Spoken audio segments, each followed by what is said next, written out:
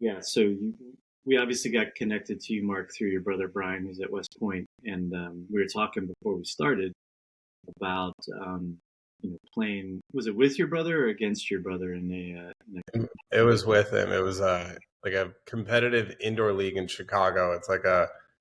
It's no longer exists, but it was called the Metro League. And I was playing with a bunch of like guys that I played in college and grew up playing with, and it was a team called Schwaben. And my brother had like recently retired and was just kind of like coaching in the area. And I finally got him to come out and play with us. We'd never been on the same team before because we're 4 years apart, so we had never played together. And I, at the time, my wife had only I met her in college, and so she had never seen my brother play. She had only like heard the legend of Brian Plotkin, but if like you met him after he had been done playing, like obviously once we all stop, we all get less fit, and so she just knew him as my brother, this like nice guy that like liked to hang out and was there.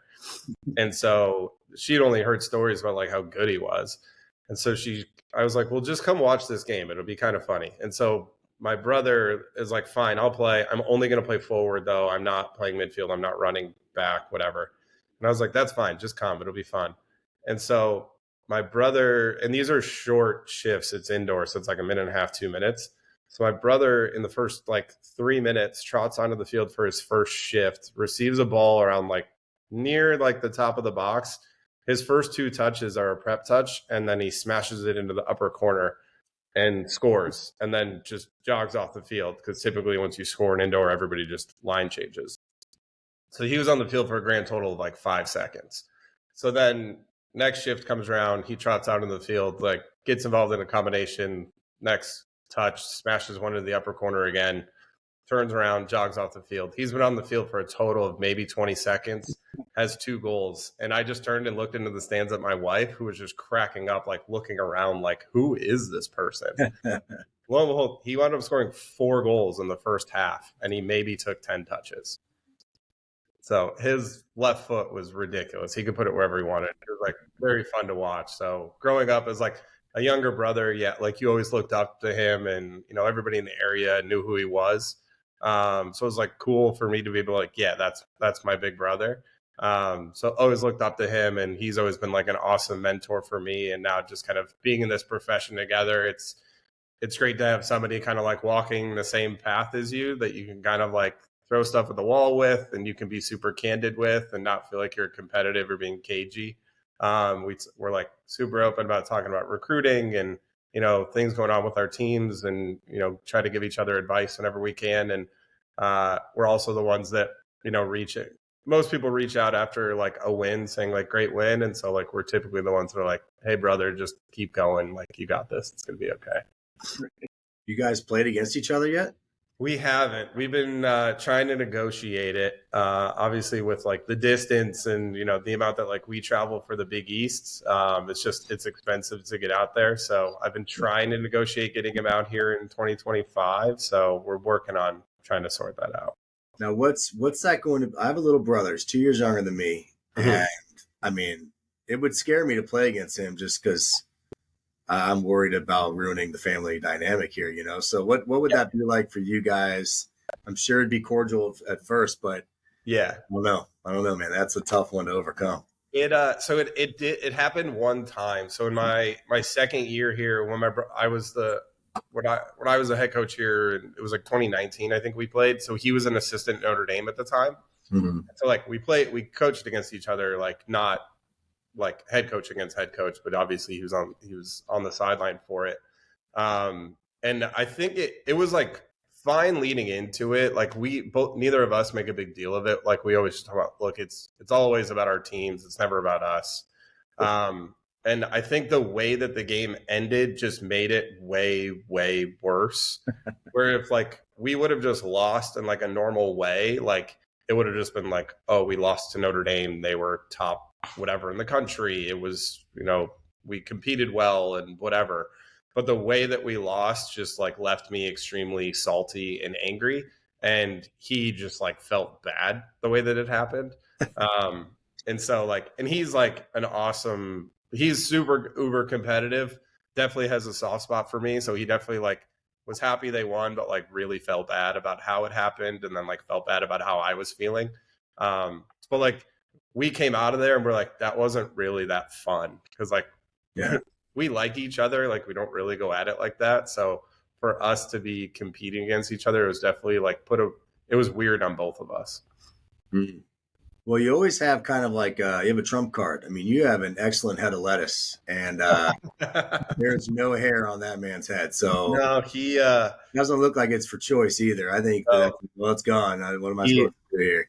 He just decided to start shaving it because it kind of dwindled quickly after college, and he will always make it known and makes it real awkward. He's like, yeah, he's the better looking one, and I was like, yeah he was the better player. That's a good trade-off, I suppose. Mm-hmm. Yeah. Hey, he also mentioned, I believe he said that he's a Bears fan. I'm a sad Bears fan as well. Oh, yeah. So what we got a big day coming up here in a few weeks. We got a couple picks in the first round. What do you think? What are we doing? It has to be the most exciting it's been to be a Bears fan in a while, because like we actually did some exciting stuff in the offseason and like added some attacking talent, which is never something you say about the Bears. Right. I was like pretty hesitant about like, do we start over with a new quarterback, a new young quarterback? Like we just went through this with Fields and he's finally through a couple of seasons. Like, do we like let him go now that he actually has some weapons that he can work with? Right. But obviously they made the choice and you just kind of got to go with it. I'm excited to see what Caleb can do. I've heard zero bad things about him, and everybody that kind of does the analysis on him says he's going to be the real deal. And we have those guys are never wrong. So, we're exactly. They're never wrong. I have like one mutual friend who he does the football show at The Athletic. His name is Robert Mays, and he is a diehard Bears fan, as big as they can be. And he like made a comment on Twitter, I think it was this morning or last night, because somebody was just like, like they're like, this Caleb Wilson's like as highly touted as what Trevor Lawrence was, and like, what if the Bears wound up with like what Trevor Lawrence is? And he just made a comment. It's like, well, then the Bears would have the best quarterback they've had in over 50 years. Yeah, that's right. I think we'd all be okay with that. That's true. Yeah, the bar's pretty low in Chicago for quarterback play. I mean, it's like he could be the best ever in 32 games or 34 games now or whatever. I mean, it 2 seasons of we don't even have a 4,000-yard passer in the history of the franchise, which I mean, you accidentally do that now in the NFL. So the bar is very low for him. He could be the greatest ever quickly. Yeah. Oh yeah. Well, anyways, back to why we're here. I mean, we could talk draft, I guess, this whole time. I get excited about that, but turn this. Well, I mean, I'm actually having a little brother. He's coached a little bit, but you are the little brother here in this situation. I would love to hear a little bit more about you guys and kind of how you grew up. I mean, my mom always tells me my brother only played soccer because you played some soccer, and I mean, kind of what was that like growing up, and how it went through high school, and then you saw him go off to college, and what your process went into college, and if you don't mind just jumping into that'd be great. Yeah, I mean, my brother was like a bit of a maniac when he was young, and because my parents did not play soccer, they were. My dad was a collegiate tennis player, and then my mom was like a very good softball player. They just like didn't have that in college back when she was growing up. And then like she got into tennis as well. So like she was always an athlete. And so like they knew their kids were going to be pretty athletic. But my brother just had like an endless amount of energy, I guess, when he was a kid. And somebody was like, hey, let him play soccer because he just runs around the whole time. So that was how he got into soccer, and that kind of like changed the trajectory for our entire family. But like we all grew up, we all played every sport when we were younger. So, I mean, we grew up in Lisle. So it was like the Lisle Park District was basically our home, because we were on the swim team in the morning, and then we would walk down to the park and we would have our baseball practice, and then we would finish up with a soccer game after the baseball practice. At the same park. And so my mom just knew all of us were going to be at that park all day long. And so it worked out. And then like in the winters, we would play basketball. So we were like literally played everything until we were probably like 13. And then that was kind of the time where we had to make our choice. And our club was not necessarily the most supportive of it, understandably so. Which we grew up playing for Soccer's FC, so it got to a point where they were like, "You guys need to drop one of these things." And so I dropped baseball in like 6th grade. My brother dropped it in 8th grade, I think, and then we both dropped basketball after 8th grade and just went full into soccer once we hit high school. But he was always extremely talented. He was always like one of the best players on his team. He was like recruited by Sockers to switch from our local club team, the Lyle Stingers. Him and his best friend, John O. Stevens, who wound up going on to play at Notre Dame. They were on the same local club team. They switched to go to Sockers together. And then the Stevenses were like our kind of best friends growing up. And so he had 2 younger brothers as well, and I played with them. So all of us just joined Sockers, and then all of us did wind up playing Division I. Jimmy, who was the younger brother of John O, played at Colgate University. I played at DePaul, and then the youngest of all of us was Mikey Stevens, who played for UCLA and then went on to play in the MLS. So the 5 of us kind of grew up together. We were in like the same neighborhood, so we would run over to their house every day and just play soccer, and we would always play 3 against 2 because Brian was the best of all of us, and then he would always take the youngest one, Mikey, and then me, Jono, and Jimmy were always on a team. Right. So lo and behold, the 2 guys that had MLS careers were the 2, and the 3 of us that all played college soccer were the 3. But it was just an awesome neighborhood to be able to grow up in and be around those guys, where it just felt normal to play soccer all the time, play for fun, and like just play in the backyard every single day. And that's where you kind of learned how to play against, like, you're playing against your older brother, so they're going to like knock you around a little bit. So you kind of got to figure things out. But he was always super supportive of me, and I just kind of learned just by watching him, basically. How old are you? I am 35. Okay, so you're recruiting. I mean, how much of it was email, or were you getting snail mail? It was some of it was snail mail, but the majority of it did wind up being email. Okay, so you were in the beginning parts of that then. Yeah, where I remember there was a kid on my team that bought some college recruiting book that had every single college coach's email address in the book. And so him and his family typed this thing out and then gave the list to everybody on our team. So then we all just like copied and pasted it, just as kids do now, and sent it. And I still remember like this whole thing. You're the one that started all these blind copies. We're the groups, yeah. Although I still think about it to this day. Like when kids do it to me, I try not to like feel so bad. Right. I remember I emailed the old Wisconsin Madison coach, and I wrote the wrong name in it. Ooh. So I did not wind up going there. But no, like kids will email me and call me like Coach whatever, or like Coach Jones, Coach whatever. And I'll just be like, hey, just so you know, like, appreciate your interest. You did have the wrong name in there. I'm not going to hold it against you. Like, I made the same mistake when I was a kid too. You're nicer than me. I've gotten to the point where I forward the email to that. Like, usually you're buddies with that guy, and so you'll get that email, and I'm like, and I'll forward it, and make sure it's a reply forward type deal, and I'll be like, hey, this kid meant to write you instead, and so the kid. I've done that a few times. I feel bad, but I'm also like, depends on what mood I'm in. Depends on how the kids at my house are treating me that day, I guess. Yeah, that's They learn a lesson too. It's part of it all. Of course. Always got to check the little details. They're important. Right, and they're trying to do the right thing. And I mean, whatever. I'm gonna make 30 more mistakes today, so I'm not too mad. But hey, I like what you said about Lyle Park. I live in a neighborhood where kids play outside, but it's not like the old days, man, where the park was where you went. You played every sport. Your parents were like, look, street lights. When the street lights are on, you get your butt back home. That's when dinner, all that stuff. That doesn't. So what's Lyle Park now? Like, is it similar to that? Is it still pretty heavily played? And yeah, it's still there. So it's like a huge community park where they have like probably 4 or 5 baseball fields, probably more. And kids are just there all day. Like They used to host like one of like the national 3v3 tournaments when we were growing up there every year.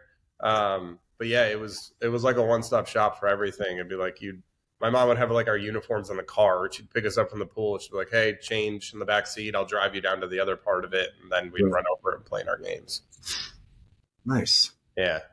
But no, that's one thing. Like I'm growing up, like looking at things now, and like I have a daughter who like I hope we can kind of find a neighborhood at some point like that where there was 30, 40 kids right in our neighborhood that we could strike up like a football game, a baseball game, a soccer game at any point, and you just played for fun and like learn how to compete and kind of get to know each other that way. Like we're always outside, and it's very different now. Like everything has to be structured. There's got to be a plan. There's a company, an organization, everything. So I know I'm going to be getting into the thick of it pretty soon, but yeah, I could definitely look back on my childhood and be pretty appreciative of where I grew up. Oh yeah, no, absolutely. Yeah, last night my 5-year-old had rec soccer practice. One of my guys is his coach, so it's pretty cool. He's hanging out with this college kid, and my daughter wanted to go play, and it was just me there, and I'm like, all right, well, go over there, go to the playground. There's 50 kids over there, and I look back over maybe a minute later, and she's got some other girl that she just met pushing her on the swings. I'm like, what? How did you do that? But I mean, it was amazing. I finally go get her at the end of practice. She goes, Daddy, I have like so many friends now. And she's 4. I'm like, okay, so name one of like, what are their names? I don't know any of their names. Whatever. Good for you. Good for you. That's what it's all about. Well, jumping into the recruiting, you're a private school, Division I. So what is your niche? We always talk niche. We always try to, I'm a state school in Virginia. We have good soccer here. It's cheaper for us, so we get a lot of Virginia kids. So, yeah, what's your niche look like? What's what's your pitch to get a kid to come to DePaul? Like, why would he choose there? Yeah, I mean, we always are. If you look at our roster, it's the majority of it is like Chicago and Midwest based. There's such a great talent pool here in Chicago. And just being in the conference that we're in the Big East, it's one of the best soccer conferences in the country. I mean, every year we have somebody in the Final Four or winning a national championship or competing for it. Right. And so it's an exciting league to be in where you're playing in big cities and you're in MLS markets. So, I mean, every kid's dream is to make it to the professional level. We all know how difficult that is, but, at least you're in the sights of the MLS teams and USL teams by playing in these cities and playing in one of the best leagues. So kids certainly love to, have that opportunity and have that kind of exposure. And then just like, as soon as kids walk on our campus, they kind of see how different it is, because I was talking about when you see like it's a Big East school and there's like 20,000 students that go to DePaul. You're going to think it's like much bigger and much more overwhelming than it actually is. Right. And like being at a smaller school when I was at Colgate University up in New York, where it's like 2,700 students, it still has that feel because our campus is not very big. And there's a lot of commuter students that live like in and around the area in different apartments. So it has like all the appeals of like a smaller school where your class sizes are smaller. You actually get to know your professors. They're anywhere from like 20 to 40 students in a class. We have like every single major that you can think of except for engineering. That's like our one downfall. Our business school is fantastic. Proximity to the city and the ability to get internships while you're in school, so you don't have to be like traveling or living in some far off city away from your family. Right. Our guys have been able to kind of weave in an internship while also playing full time with us because they can structure their class schedule around it, because we're in such an amazing city. But the neighborhood that we're in is like, you would think skyscrapers, huge buildings, everything, but like the neighborhood that we're in is one of the nicest in the city. There's trees, there's parks everywhere. There's like families walking around with their golden retrievers. There's a Starbucks on every other corner.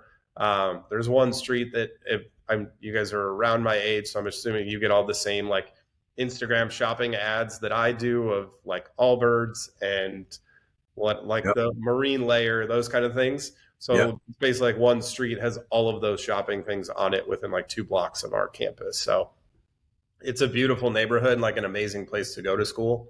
And obviously the perks of playing in one of the best soccer conferences and living in one of the coolest cities in the world is definitely a perk. So our biggest downfall is our facilities. Like we don't have our own locker room or anything. And we share our field with our softball team. So it's like a pretty unique, intimate setting. It's like one of the cooler settings, I think, in all of college soccer. Like the train is going by like all game long. It's like enclosed within like 2 dorms and then the L in the stadium on one side. But we just got a brand new surface. Our athletic director has been awesome and super supportive. And then we have these massive facility upgrades plans going into effect right now where they're renovating our entire athletic center to upgrade all of our weight room, our training room, give everybody their own locker room. And so we're now going to be on par and I think above some of our peer schools in the Big East, which is a really exciting time to be at DePaul. Yeah. No, absolutely. Yeah, it's beautiful out there. We were out there a couple years ago for a couple games. We played Chicago and North Park, and we were right around the corner from you guys, right there. And you guys host the convention. I think, aren't we there this next convention's in Chicago? Yeah, I think it is next year. Yeah. Yeah, that'll be great. Yeah. Looking forward to. I think your food's super underrated. I'm not a huge deep dish guy compared to the thin crust, but I think everybody should grab a Chicago hot dog long before they write it off. It's a really good hot dog.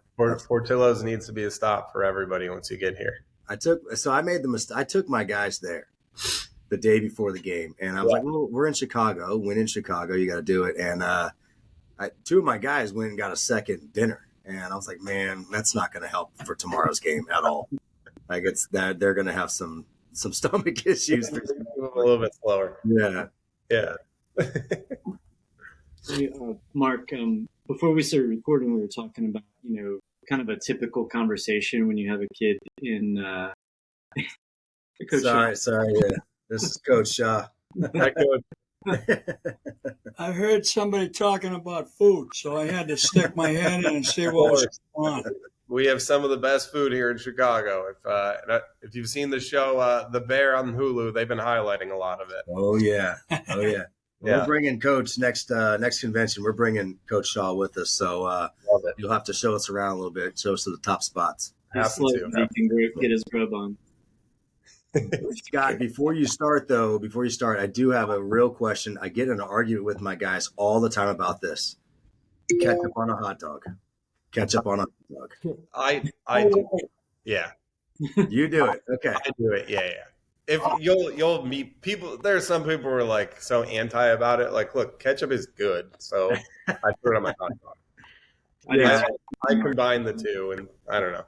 I've sent my guys like websites about how it originated, how ketchup started. It was for kids. It's filled with sugar and designed to keep bugs away and stuff like that. And then you're talking about that show Bear. They did like a big picnic where they cooked hot dogs for kids. And the head chef, the guy Bear, was like, where's the ketchup? And one of the other guys, it's a Chicago guy, he's like, ketchup? I'm not putting ketchup on a hot. Who puts ketchup on a hot dog? Obviously using some different language there. And the guy goes, kids do, man. Kids put ketchup on hot dogs. Yeah.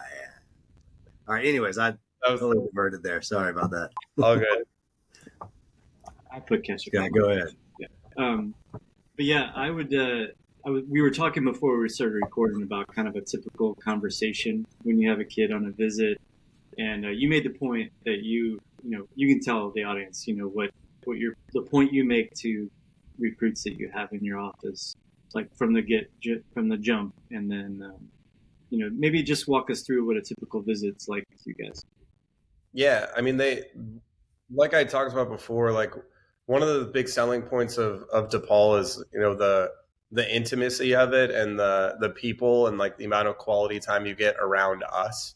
And so on a visit, I typically spend a ton of time with the kid and their family, so that they kind of understand like, hey, what we're currently lacking in facilities that we're not going to be lacking soon, we make up with, and like our ability to look after your son, to spend quality time with you all.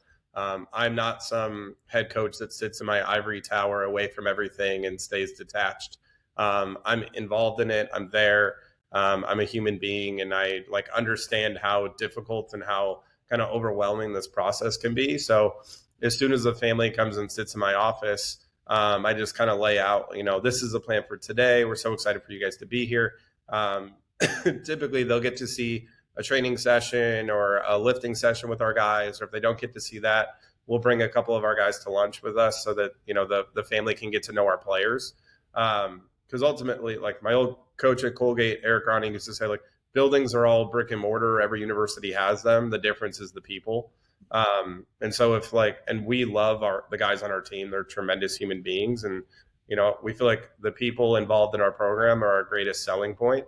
And so when they're, sitting on the couch when we first start the visit, I just kind of let them know, just to try to ease some of the tension and just go, you are not going to receive an offer today. Like, today is strictly you to learn, you to ask questions, you to enjoy being here. I don't want to put stress on you.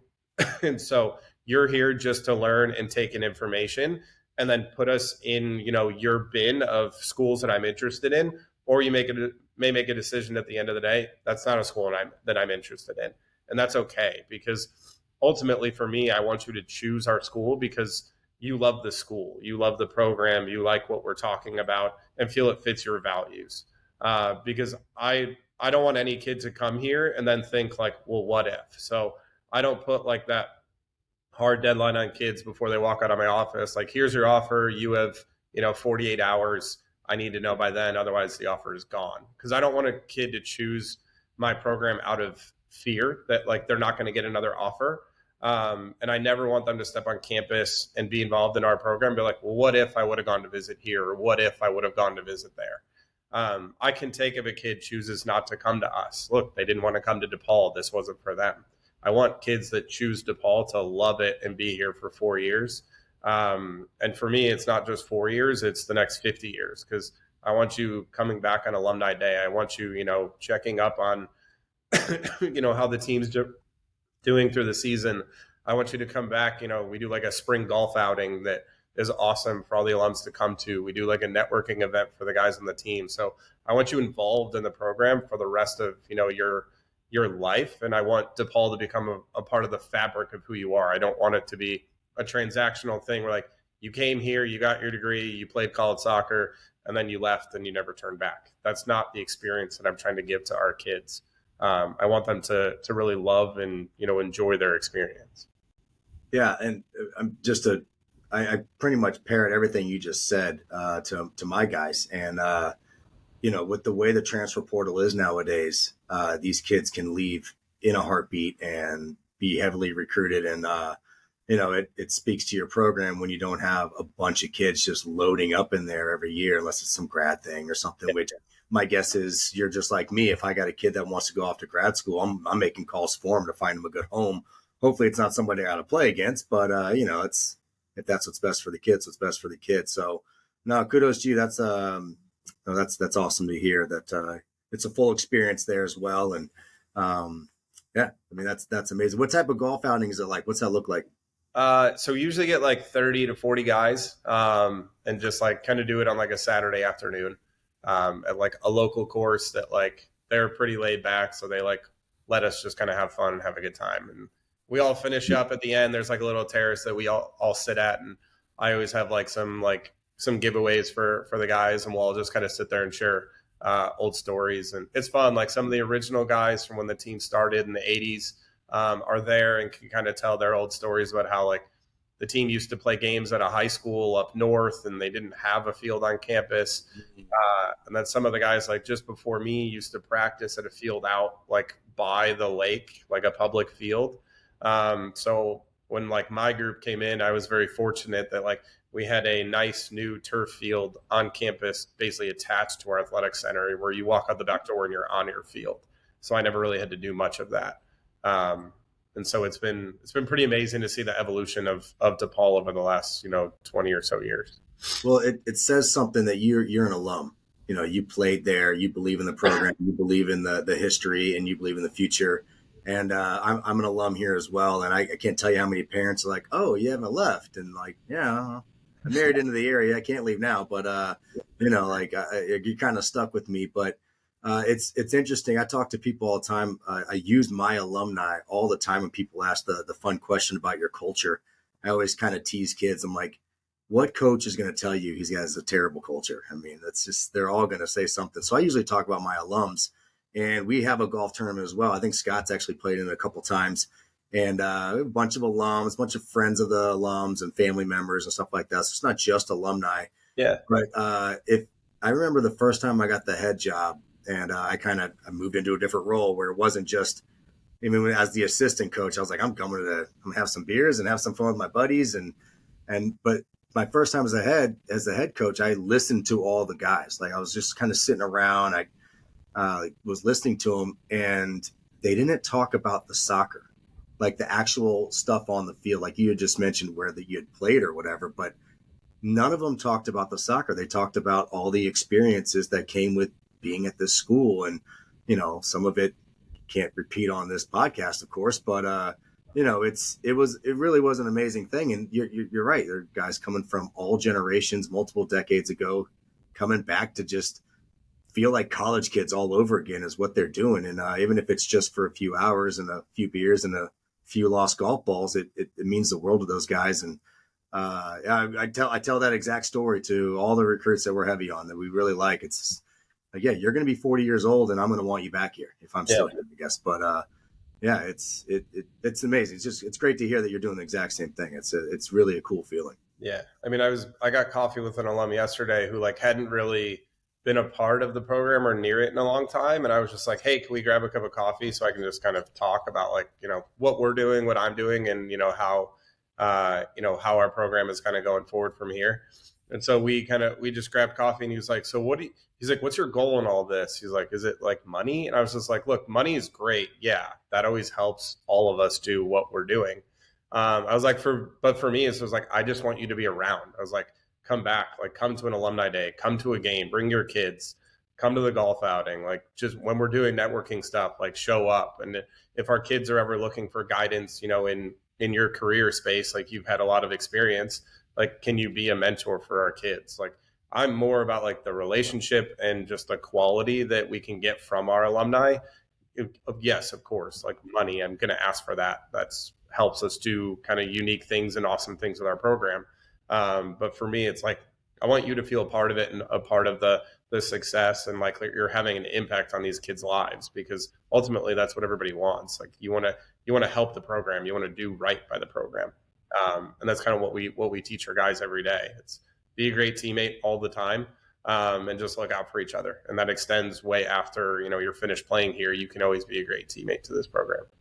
Yeah, we're stealing an idea from your brother, actually. His I think he calls it alumni hangout. Is that right, Scott?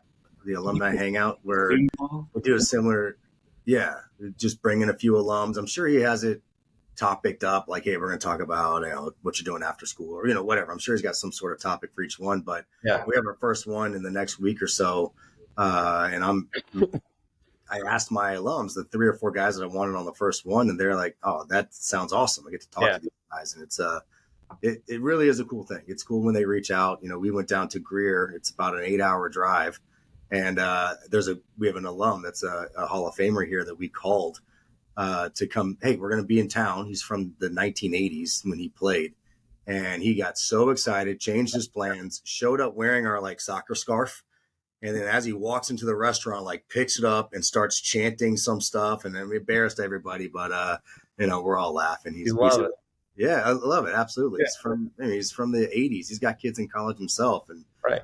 He's still important to him. And this place doesn't look anything like it did when he was here. It's just, it's cool. It's a cool family that, you're right, it lasts a lifetime. It really does. Yeah. Everyone wants to relive their old college soccer days. It's the last time any of us were any good or any competitive. None of us look like we looked like back then.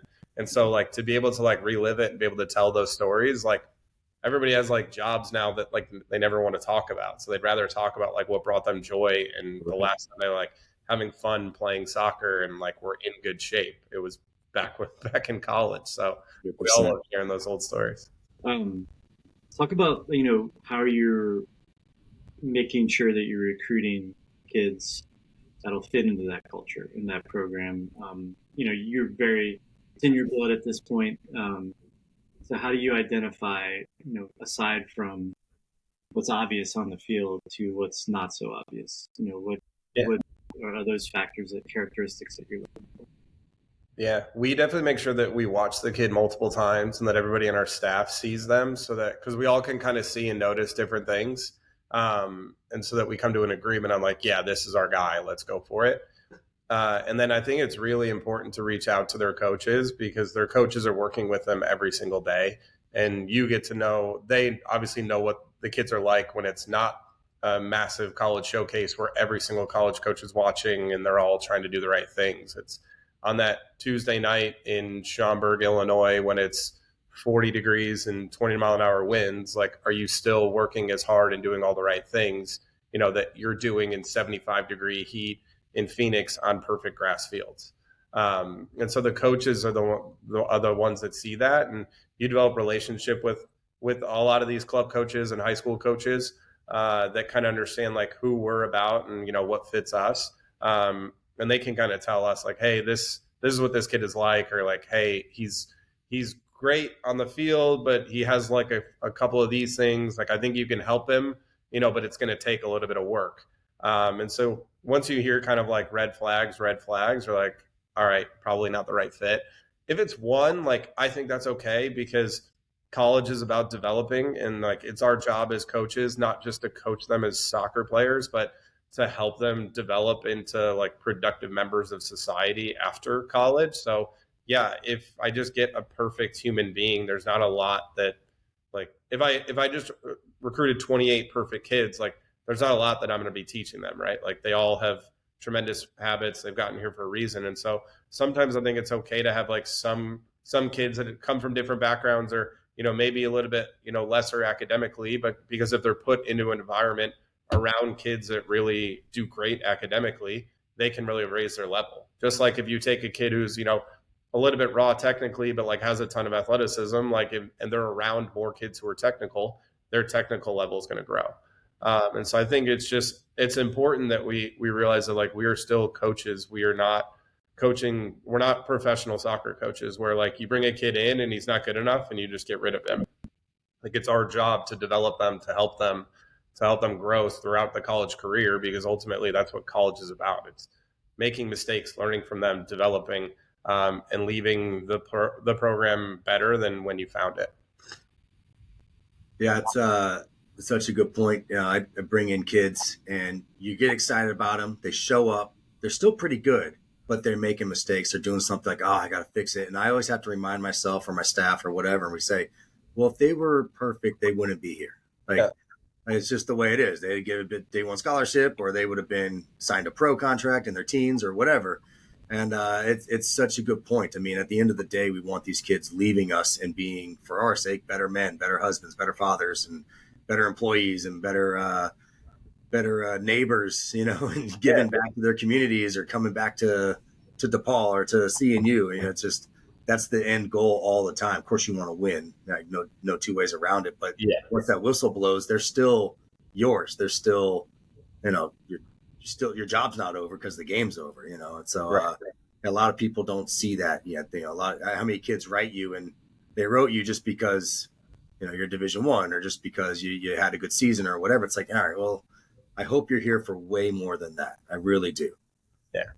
I think there's a lot more in it than just the soccer piece like that. Mm-hmm. I would say the soccer piece is obviously, it's extremely important. It's, why I have a job. It's why you and I are having a conversation because of soccer.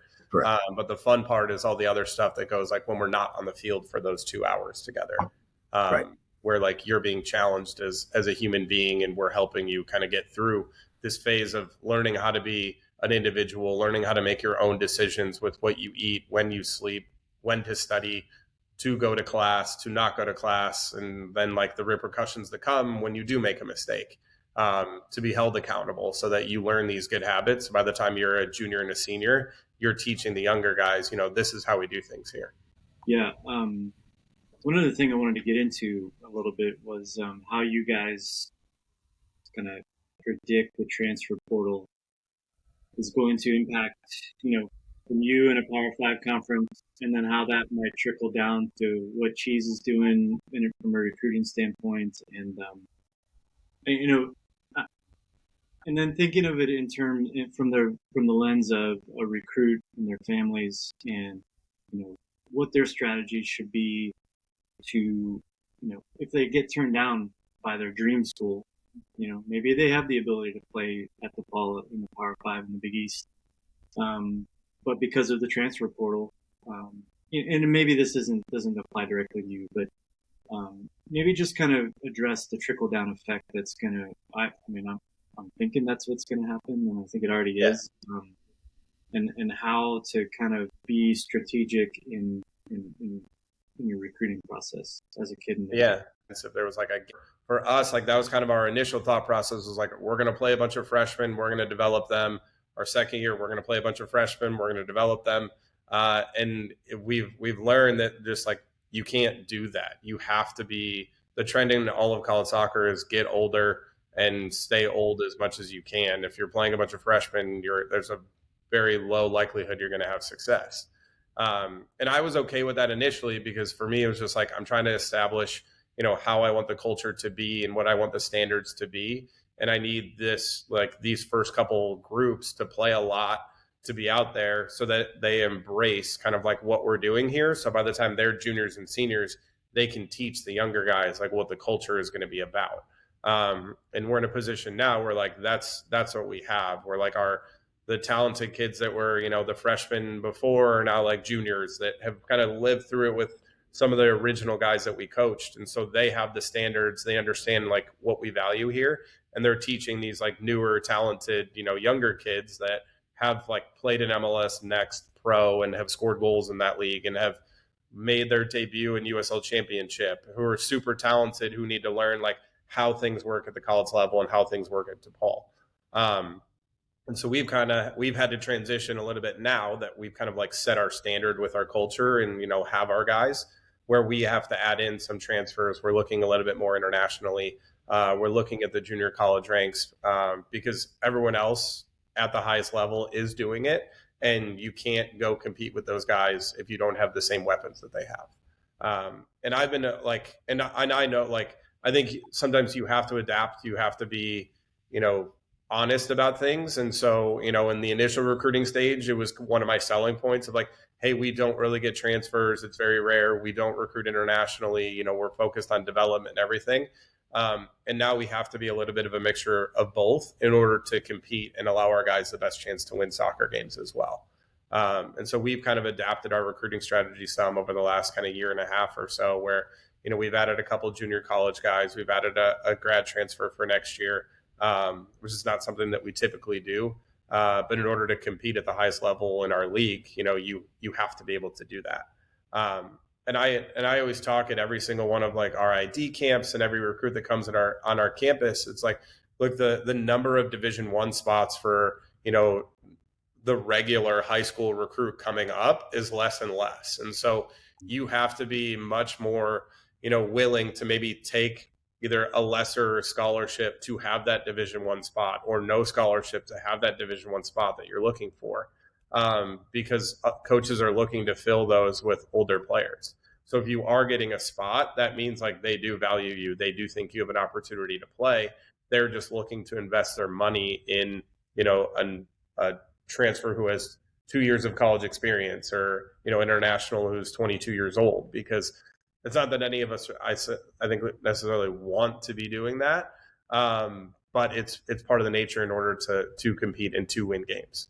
And I have to say, like, I learned a lot. Like, we've added 2 junior college kids, for this year, and like they are amazing. Like, they're tremendous human beings that went the junior college route because they were international and didn't have an opportunity to go the Division I route right away.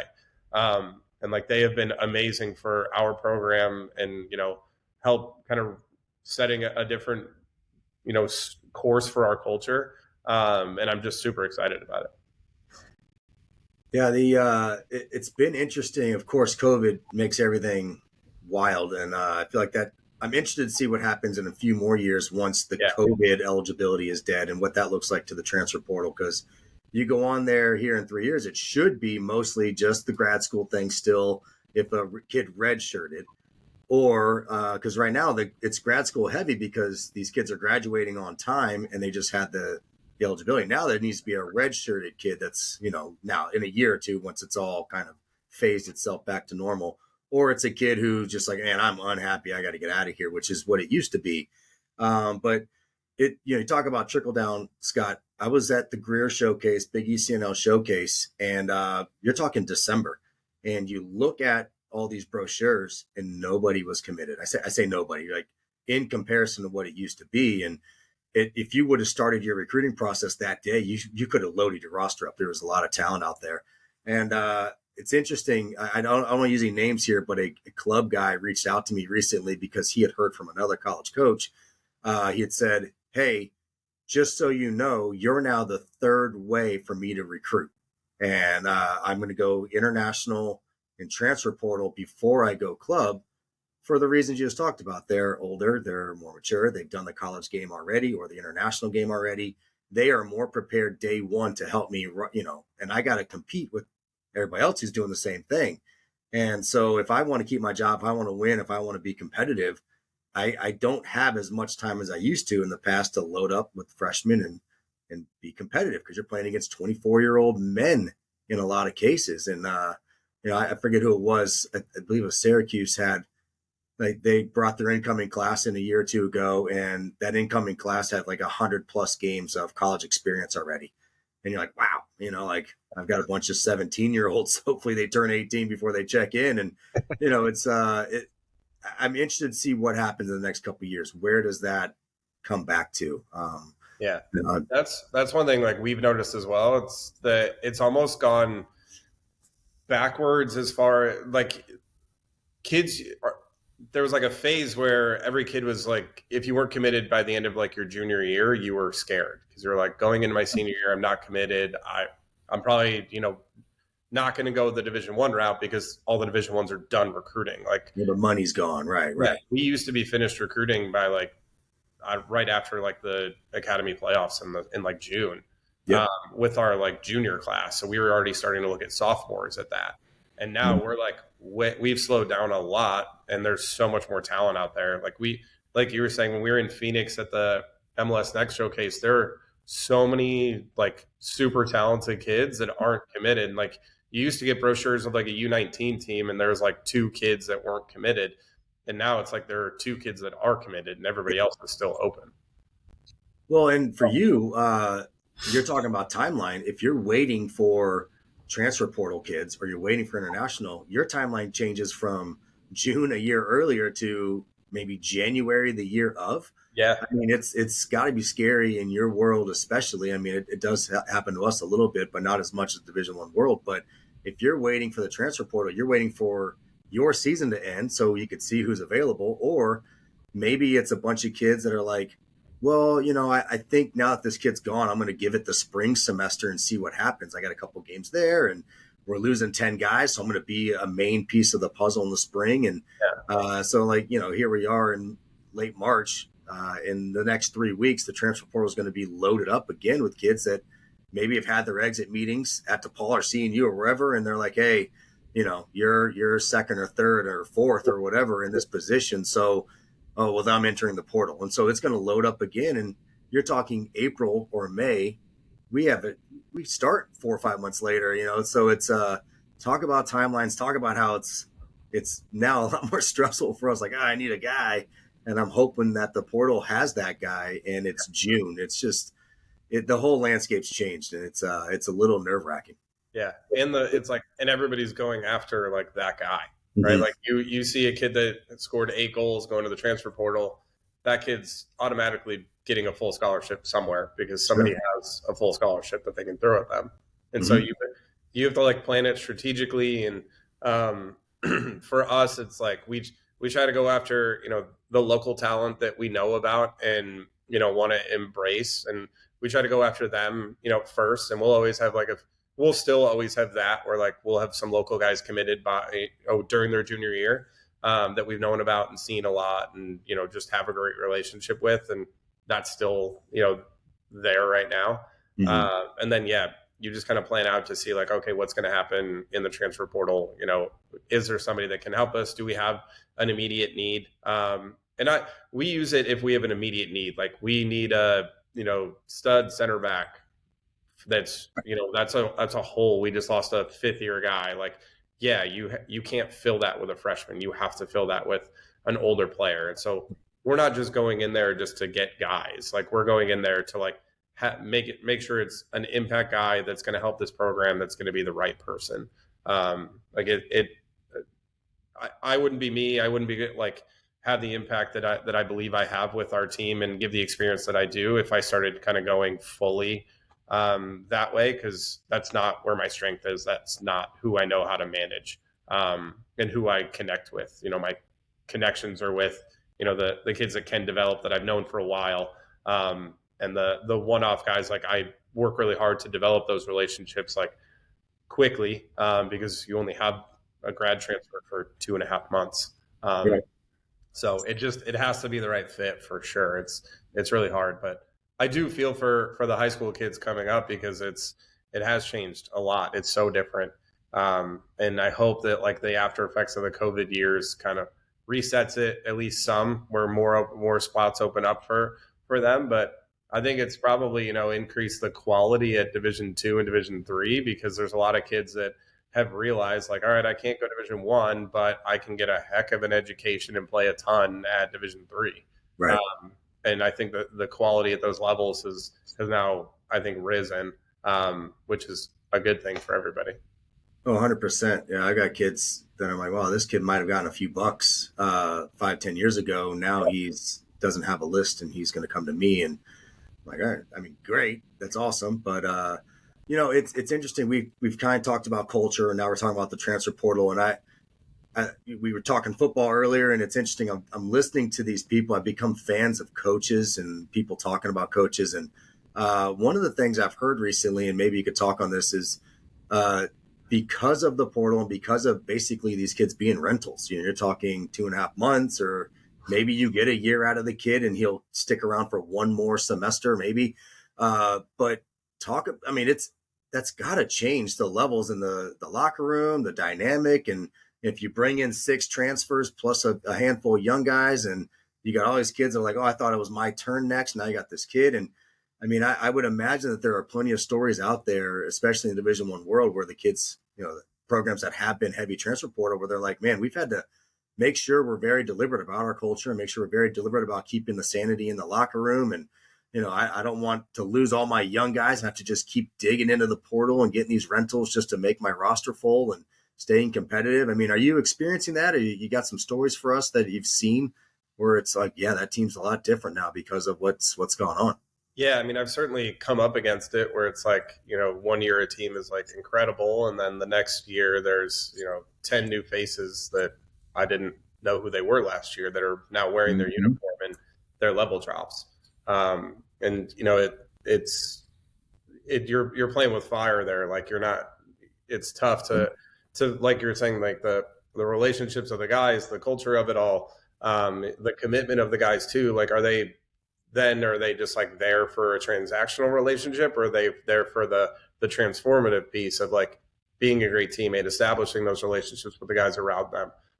You know, buying into the name on the front of the shirt versus just like, yeah, I'm here so I can play in a great league so I can go be a pro, but like, this doesn't matter to me. You have to really do your homework, I think, if you're going to go that route, to make sure that you're getting the right person that does have the same values, that's going to add something to the program, that's going to respect the guys around them as well. Respect, you know, what you have within your program. But yeah, and as long as there's a mutual understanding, like, hey, your job is to come in and score goals and be a great kid. And, you know, my hope is that you get to achieve your goal of becoming a pro by coming to play for us. And so, like, as long as everything is like out on the table of like, this is what it is, this is how it's going to be. But I'm here to coach you, and you're still going to be, you know, a great human being. This isn't just like a transactional thing. I think as long as the communication is clear, you know, then you have to have a program that can withstand that. And guys just have to know and kind of see it, that, look, I have to be better. I have to, like, he wouldn't have made this move and brought in this kid if he thought that I was ready. So clearly he doesn't think I'm ready. And I think if you have conversations with some of the younger guys, like, look, you're doing really great. We're going to be able to get you in for, you know, 15 minutes here. Maybe that's your role this year. And if an injury occurs, you can step in and have a greater role. But I think as long as they see like the carrot is still there, like, hey, this kid's coming in, he's a senior, so like you're still going to have 2 more years.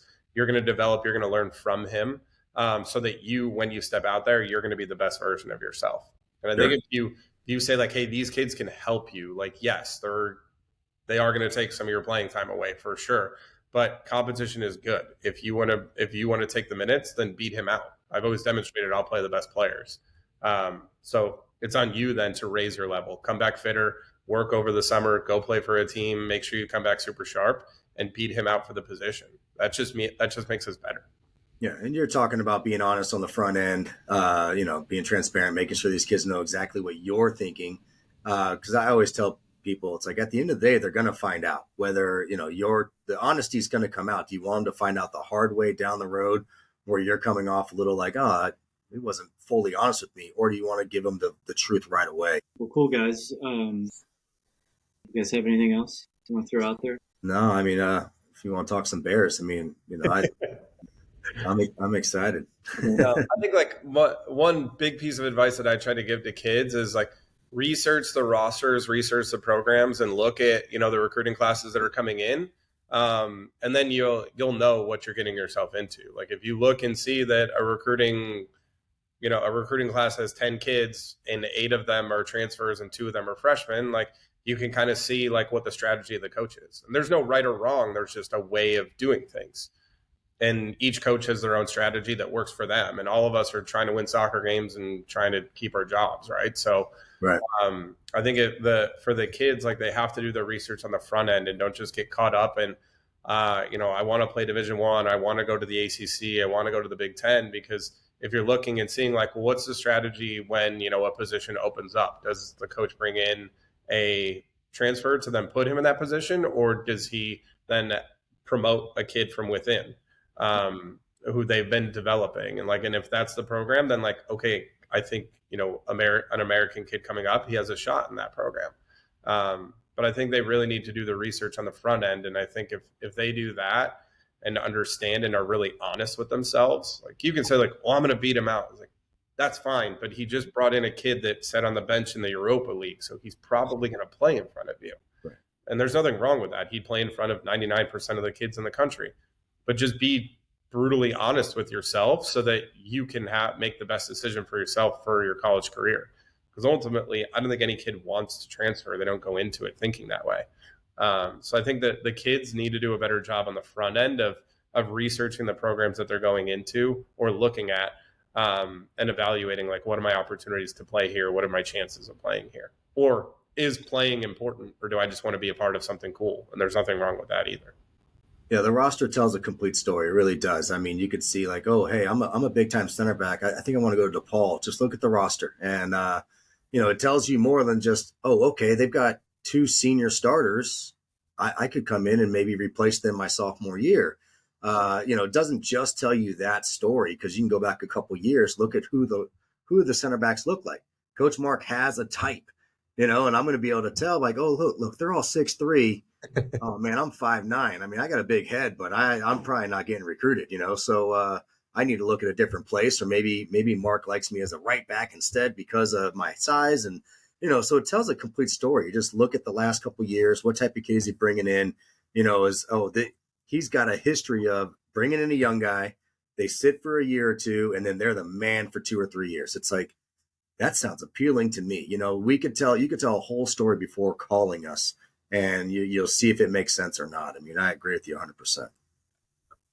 Well, it all comes down to what you said earlier, Mark. It's being brutally honest with yourself and accepting what the truth is, and working your way around it or through it. And also ask questions, like put us on the spot. I had a recruit and his parent in my office the other day. And like, I have like the names of the kids that are coming in, in our next recruiting classes, like up on a board in my office. And so they like kind of looked at it and they're like, well, what positions are those kids? Because my son's a center midfielder.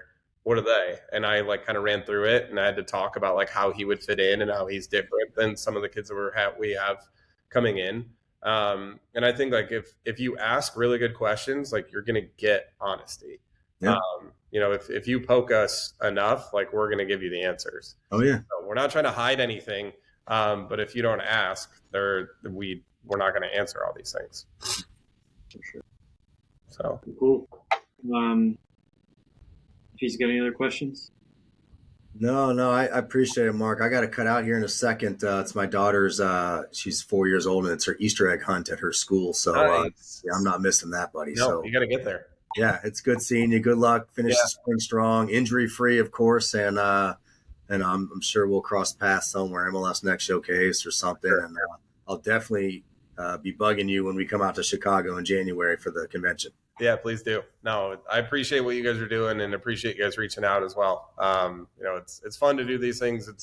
It's for us, like, we always want to get the word out to help kids, and you can't always do that just by, you can do that with the kids you're recruiting, but trying to get the word out to more kids, it's difficult. And we're always here to help. So however we can help, ease the process and make it less overwhelming for kids, like, we're always here for it. 100%. Absolutely. Thank you. Thank you to both of you, Mark. I appreciate you coming on, and hopefully we have you on again, because for sure. We love the Plotkins now. We're big fans. So. Yeah. All right. Well, you can thank my mom for that. Yeah, there you go. Thanks, Mom. Cool. Thanks so much, guys. All right. Thank you. All right, guys. Take care. Okay, bye.